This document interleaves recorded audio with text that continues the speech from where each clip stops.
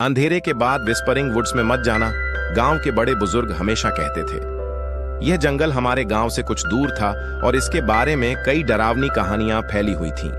लोग कहते थे कि रात के समय जंगल से अजीब आवाजें आती थीं, जैसे कोई धीरे धीरे उनका नाम पुकार रहा हो। कुछ लोग कहते थे कि उन्होंने वहां चमकती हुई आंखें देखी थीं, जबकि कईयों का कहना था कि रात में सामान गायब हो जाता था। कोई नहीं जानता था कि इसका असल कारण क्या था, लेकिन सब लोग इस जंगल से डरते थे। मैं, मियां, हमेशा से ही रहस्यों को सुलझाने में दिलचस्पी रखती थी। मुझे लगता था कि यह सब केवल अफवाहें हैं और इनका कोई न कोई तर्कपूर्ण कारण होगा। एक दिन मैंने ठान लिया कि मैं खुद इस रहस्य का पता लगाऊंगी।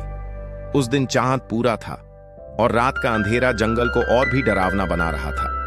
लेकिन मैं जानती थी कि अगर मुझे कोई रहस्य सुलझाना है तो मुझे डर पर काबू पाना होगा। मैंने अपनी टॉर्च, नोटबुक और कुछ खाने के लिए एक सैंडविच लिया और चुपचाप घर से बाहर निकल पड़ी।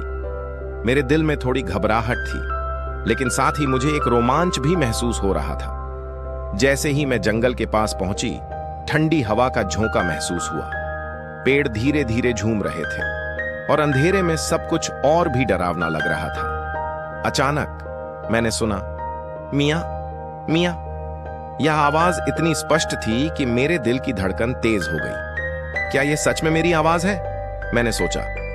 फिर मैंने खुद से कहा, यह बस हवा का झोंका होगा, और मैं आगे बढ़ गई। कुछ ही कदम आगे बढ़ी थी कि मेरी टॉर्च की रोशनी में एक चमकता हुआ बटन दिखाई दिया। यह एक सुनहरा बटन था। यह बटन मुझे कहीं देखा हुआ सा लगा, लेकिन मैं याद नहीं कर पा रही थी कि किसका हो सकता है।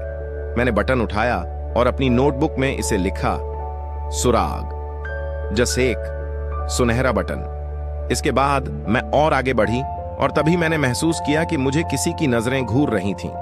मैंने जैसे ही अपनी टॉर्च की रोशनी आगे बढ़ाई, मेरी नजरें चमकती आंखों पर पड़ी। मैं डर के बजाय उत्सुक थी, तो मैंने और आगे बढ़ाया। आखिरकार मैंने देखा कि यह कोई भूत या राक्षस नहीं था, बल्कि एक नन्हा उल्लू था जो शाखा पर बैठा था। मैंने राहत की सांस ली और सोचा, तो ये थीं वो चमकती आंखें। लेकिन तभी अचानक मुझे फिर से कुछ सरसराने की आवाज सुनाई दी। मैंने पलटकर देखा और देखा कि एक परछाई जल्दी से पेड़ों के बीच से भाग रही थी। यह मुझे बहुत अजीब लगा। मैंने उस परछाई का पीछा किया और देखा कि वहां छोटे छोटे पैरों के निशान थे।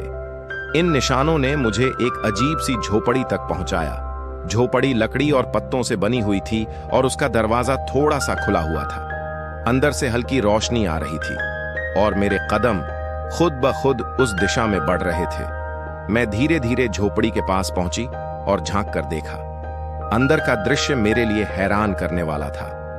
वहां पूरे गांव की गुम हुई चीजें रखी हुई थीं।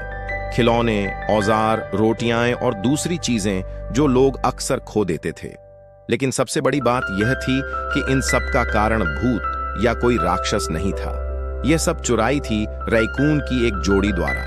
मैंने देखा कि एक रैकून ने अपनी गर्दन में वही सुनहरा बटन लटका रखा था जो मैंने जंगल में पाया था, जबकि दूसरा रैकून एक रोटी खा रहा था। यह सब तुम कर रहे थे?